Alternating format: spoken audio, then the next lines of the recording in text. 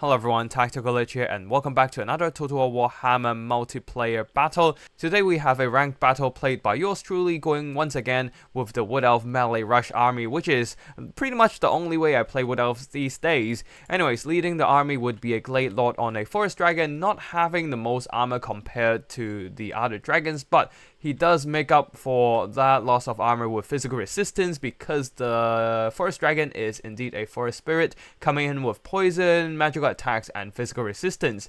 Unfortunately, on the other side of the battlefield, there is no physical resistance, so the magic attack is largely wasted, though the poison debuff is still very useful in most scenarios. Other than the pure stat and attributes, the Glade Lord also comes in with a lot of very good tools, including the Banner of the Hunter King stacked on top of Call of the Woods, providing a plus 10 melee attack buff. And on top of that, of course, Helm of Discord for that area of effect melee stat debuff. For the rest of the army, we have a front line of Dryads, 4 units in total, backed up by 3 Eternal Gods with shields. One of them is the Unbreakable Regiment of Renowned Winterheart Gods, who will fight till the last elf. They are supported by a Branch Wraith with healing in terms of Earth Blood, the Scroll of Shielding, and also Malkov's Mystifying Miasma to drain away the elite High Elf units, including possibly some cavalry.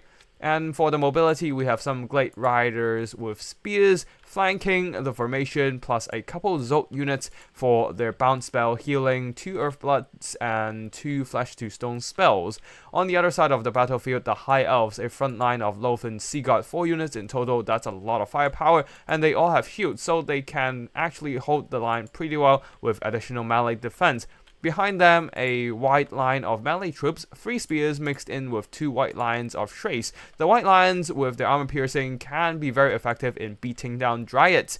On the flanks, for the mobility, 2 units of Silver Helms with shields on the left flank and 3 units of white lines of Trace on the right. In the skies, leading the army, an Archmage of Shadows on her Great Eagle, coming in with Malkov's Mystifying Miasma and Pendulum for that area of effect damage. That's it for the army builds. Now let's get the battle started.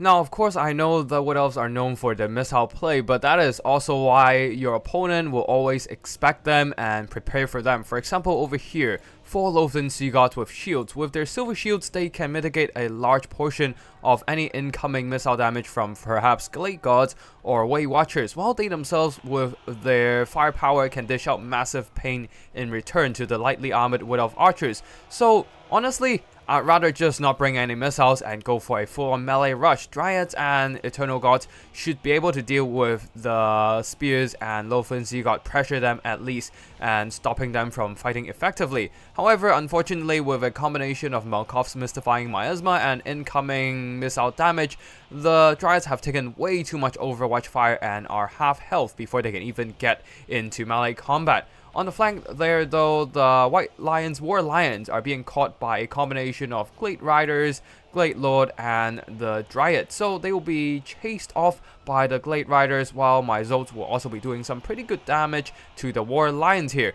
Eternal Gods, Dryads are all clashing into the front line right now, although unfortunately the Dryads here are being overwhelmed by the Silver Helms, taking massive charge impact damage.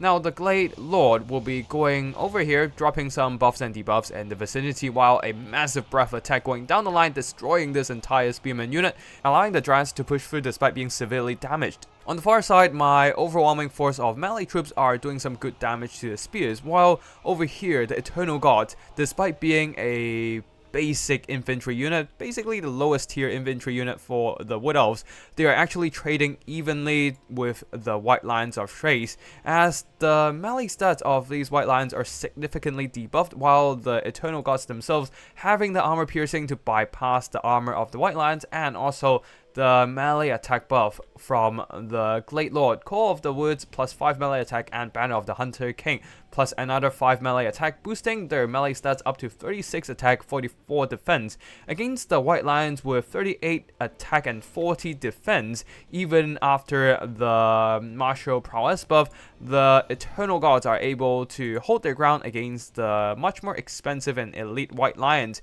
Anyways, back to normal speed as my right flank is pushing hard.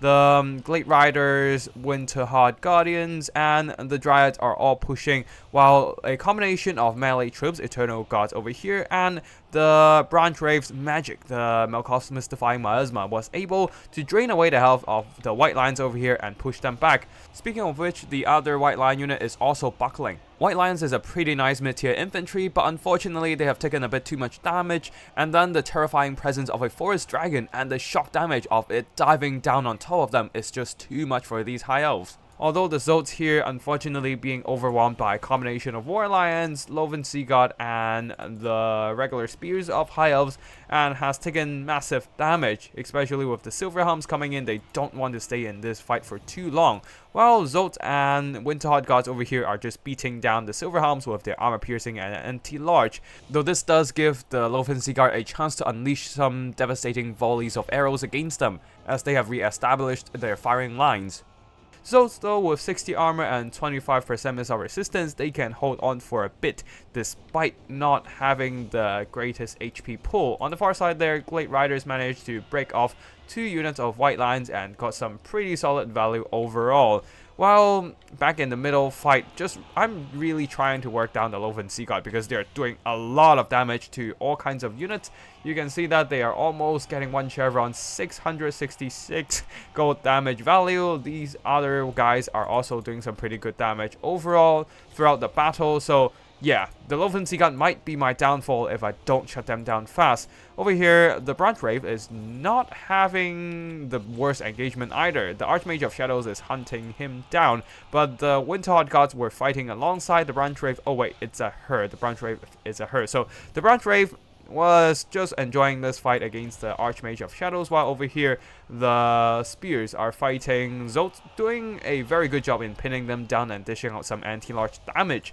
And in a melee fight, the missile resistance doesn't work against the anti-large. So yeah, the Zotes are taking way too much damage right now, though the Winterheart Gods have moved away from the Branch Wraith and now coming in to support the Zotes and the Glade Lord in melee. Oh, actually, wait, they're just ignoring this engagement, going straight after the Loven Sea God because they know they need to shut down the High Elf missiles. Well, over here, the Dryads and some Eternal Gods are sandwiching a unit of Loven Sea God, but without the Glade Lord boosting their melee attack, the units of the Wood Elves are not doing that much work against the high melee defense of the Loven Sea God at 53 after 1 chevron and the martial prowess boosting their melee stats.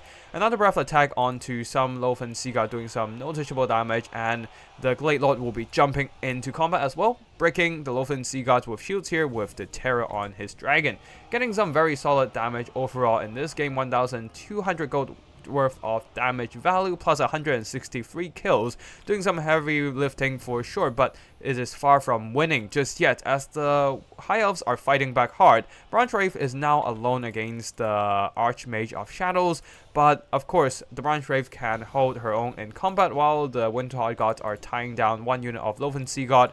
The Glade Lord is now alone as the last bit of supporting Eternal Gods have been routed away by the regrouping High Elf forces. And at the same time, Loven Sea Gods forming a firing arc focusing on the dragon's massive hitbox. While the Glade Lord is taking some noticeable damage because the volume of fire does add up, he is not in the greatest danger yet as he does have a lot of protection against physical missiles, a combination of 45% reduction in damage against these arrow fire. He's just tanking all the missiles while adding some extra weapon damage and charge bonus to himself with Deadly Onslaught, taking out huge chunks of health from the Archmage who was overchasing the Branch Wraith on the ground. Now the Archmage is fleeing for her life, trying to get away from the grasp of the Forest Dragon as fast as possible. The Winterheart Gods, despite putting up a valiant fight, they are now on their last leg after receiving a pendulum in the face and now being drained by Malkovs. Although that pendulum earlier did damage both the Loven Sea God and the Winterheart God, so not sure if it's actually worth the friendly fire. Anyways, the Archmage of Shadows has escaped from the grasp of my Glade Lord. The Glade Lord will be shooting at her, trying to chip away the remainder of her health with the missile attack, since of course dragons cannot catch up with great eagles. Though I soon lost sight of the Archmage, as she has stock from her Armor of the Star, granting her the ability to hide in plain sight. That means I can't target her anymore, so the Glade Lord will have to go after the visible ground targets instead, eliminating any broken off units like these tattered spears over here. Another bad news is that I got some Glade Riders back, but I did make the mistake of committing to the wrong fight, pushing them into the range of all these Lothern Seaguard, and they just got shot to pieces. A better idea would probably be sending them over to the other side of the battlefield and help out the Winterheart Gods and Zotes and the Branch Wraith against these Lothern Seaguard, though they did distracted the firepower away from the other engagements. So far, both single entities have been doing quite a bit of damage, the Branch Wraith draining away health with Malkoffs, and the Glade Lords diving into more tattered units of the High Elves on the other side. Lothern Seaguard are here for some point-blank fire, chipping away the health of the Glade Lord, but there is still some healing available to my army, and that should be able to keep the Glade Lord and the Branch Wraith in high health. Anyways, the Zotes here receiving a scroll of shooting to mitigate any incoming damage, though with the Spearmen coming in and being shot by Lothern Seaguard, they're not long for this world.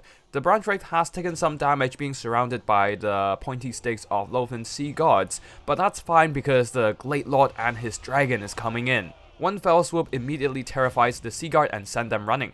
We'll be going into fast forward as I try to clean up some scattered High Elf units like the Glade Riders over here. Routing, shattering the white lines, and then the Glade Riders themselves are going for the white line. So the High Elves are just consolidating the Lothern Seaguard, trying to shoot up my units as much as possible before being forced to go into melee. Glade Lord will be juking some Overwatch fire from the Lothern Seaguard, while the Branch Wraith beelining straight for the Lothern Seaguard, trying to disrupt them in melee combat. I'll be dropping in the Glade Lord as well. Very nice impactful charge damage, plus the Lothern Seaguard being hit by Malkoff's Mystifying Miasma, the ones with more ammo of course. Just trying to really eliminate all the shooting capacity of the High Elves, though it's not saving my Zotes at all. At least all but one unit of Lothern Seaguards have been routed, and I just need to deal with this final infantry. It's pretty much just the single entities for me now, as the Zotes are shattered, the Eternal Gods on the far side are too far to help. The Archmage now going for a desperate sniping attempt against my Branch Wraith, but that also put her in melee distance with my Glade Lord. Another couple hits and she is down to a sliver of health, putting the High Elves into army losses. GG to my opponent, and let's have a look at the army performances. Basically, my entire army was carried by the two single entities, earning back their worth and then some more. The Glade Lord definitely a very powerful melee combatant, wrecking a bunch of units on the ground and of course sniping out that Archmage of Shadows. Now, these values are not inflated because the High Elves do not have any healing. The Branch Wraith did get some very solid damage done by the Malkoff's Mystifying Miasma. The Zotes didn't really do that much damage because they don't really have any optimal units to fight other than Silverhelms and War Lions. Instead, they just supported with their healing spams and flesh to stone spells. The infantry did a decent job. The Winterheart Gods and the Eternal Gods with shields earned back most, if not all, of their value. The Dryads being shot up pretty hard. Some of them didn't do quite well, but one of them did fine, and that's all I need. Especially when supported by the melee attack buffs and Helm of the Scald from the Glade Lord, they were able to trade more effectively into the enemies. Glade Riders, this one chased off some War Lions, so got some very solid job done, but the other not so much. Now, for the High Elf army here, the Silverhelms didn't really do that much because their role was just to chase down and pressure missile lines, but there are no missile lines today. War Lions being pushed off early as well, not doing the job they were supposed to do. The White Lines of Shreks actually didn't get a good trade in this battle, being hit by both Malkoff's Mystifying Miasma and the melee attack buffs and debuffs from the Glade Lord. The true carry for the High Elves though are these Lothern Seaguards. A lot of damage done by their devastating firepower, and because they have shields and have solid melee stats, they were able to hold the ground even against the Eternal Gods and Dryads. With such all-rounded fighters able to do damage from range and hold their ground in melee, if not for my healing spams and the damage reductions on my Forest Dragon, the volleys of arrow would have accumulated enough damage to break my army. Spears some of them didn't do that much, but one of them did a very good job dragging down my units. And of course, the Archmage of Shadows, the Melkov's Mystifying Miasma, draining away the hit points of my units and blasting them with that Pendulum. Some of my Eternal Guards did take a lot of damage from the spell casting, though no match for my Glade Lord, and was finished off in melee. Anyways, that's it for today's battle. I hope you all enjoyed the action, and if you want to see more Total Warhammer multiplayer, be sure to subscribe to my channel. Thank you for watching, and I'll see you in the next one. Tactical Lich, signing out.